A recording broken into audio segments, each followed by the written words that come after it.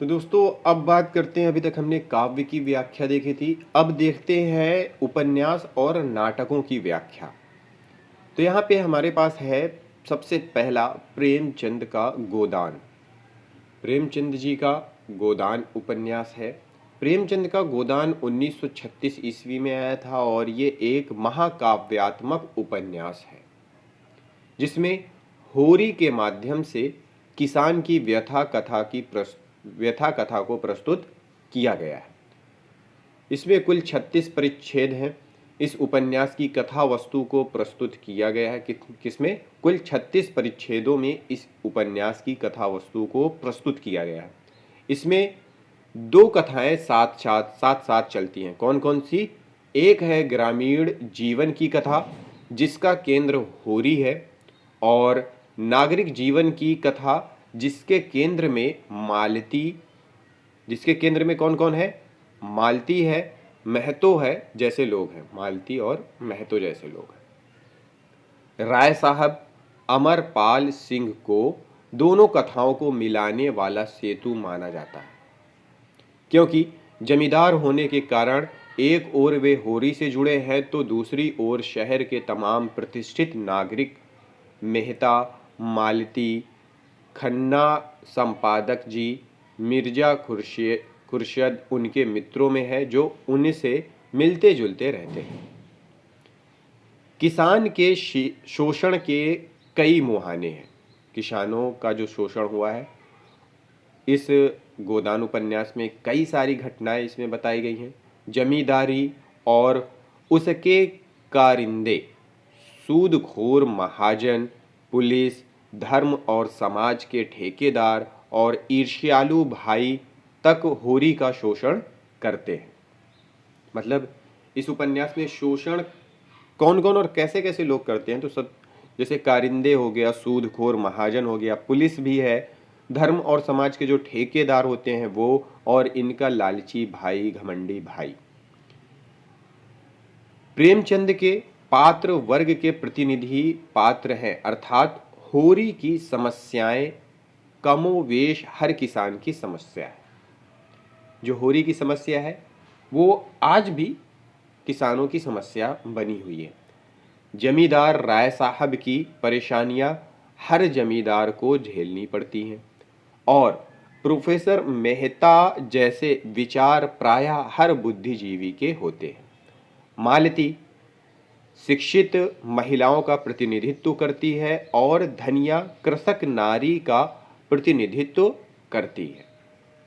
तो एग्जाम में इनसे संबंधित जो अभी हम लोग पात्र पढ़ रहे हैं, होरी, मालती, धनिया, या फिर ये जमींदार और जमींदार राय साहब, इनसे भी क्वेश्चन पूछ लेता है किस पात्र के ये किस रचना के ये पात्र हैं।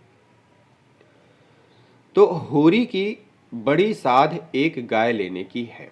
जैसे तैसे जुगाड़ करके उसने गाय उधार में ले ली थी, पर उसके भाई हीरा की ईर्ष्या जाग उठी और उसने गाय को जहर देकर मार डाला। होरी पर विपत्तियों का पहाड़ ही टूट पड़ा, क्योंकि उधार ली थी और फिर उससे उसने कुछ कमाई भी नहीं की कि दूध देती या फिर बच्चा देती तो उसे बेचता तो कमाई होती। तो उसके ऊपर विपत्तियों का पहाड़ टूट पड़ा। उसके पुत्र गोबर ने भोला की विधवा पुत्री झुनिया से प्रेम किया। वह गर्भवती हो गई और समाज ने भी होरी को प्रताड़ित किया। झिंगुरी सिंह जैसे साहूकार जो सूदखोर है, ऐसे मौकों पर जरूरतमंदों को चूसने का काम करते हैं। मतलब मौके परस्त जिसे हम कह सकते हैं। कैसी विडंबना है कि होरी जीवन पर्यंत एक गाय के लिए तरसता रहा, उसी से अपना परलोक सुधारने के लिए मृत्यु बेला पर गोदान के लिए कहा जाता है। घर में ना गाय है ना बछिया, बस मजदूरी में मिले 1.25 रुपए ही है। धनिया वही रुपए दाता दीन को देकर होरी का गोदान कर देती है। यहीं गोदान की कथा समाप्त हो जाती है।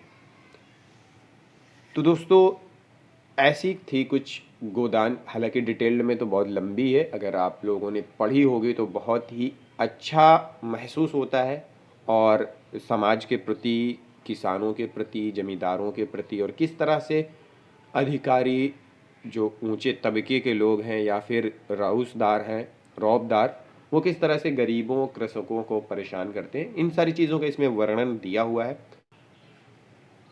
तो दोस्तों यहाँ पे गोदान के कुछ प्रमुख पात्र हैं, वो देख लेते हैं, इनसे भी परीक्षाओं में पूछता है। तो गोदान के प्रमुख पात्र हैं होरी, धनिया, गोबर। होरी की पुत्रियां कौन कौन सी हैं? सोना, रूपा, होरी के भाई हीरा, शोभा, पंडित, दाता दीन, उनका पुत्र माता दीन, और माता दीन की प्रेमिका सिलिया, भोला और उसकी विधवा पुत्री झुनिया जिससे गोबर ने प्रेम विवाह किया। मालती, मालती की बहन सरोज, राय साहब अमरपाल सिंह, प्रोफेसर मेहता, बिजली पत्र के संपादक ओमकार नाथ, मिल मालिक खन्ना, उनकी पत्नी गोविंदी खन्ना, सूदखोर झिंझुरी सिंह, गंडा सिंह थानेदार, पटवारी पटेश्वरी, नोखे राम, मिर्जा खुर्शेद, श्याम बिहारी तंखा, मंगरू शाह, दुलरी सहु आइन, झिंझुरी सिंह। गोदान में आदर्श और यथार्थ का समन्वय किया गया है। प्रेमचंद विशुद्ध मानवतावादी लेखक हैं और साहित्य के माध्यम से जीवन की सच्चाई प्रस्तुत करने में उनका यकीन है। तो दोस्तों ये जितने भी हैं ये हैं गोदान के पात्र, और इनसे भी संबंधित प्रश्नोत्तरी एग्जाम में पूछ लेता है। तो मिलते हैं अगली वीडियो में अगले टॉपिक के साथ। इस वीडियो को देखने के लिए बहुत बहुत धन्यवाद।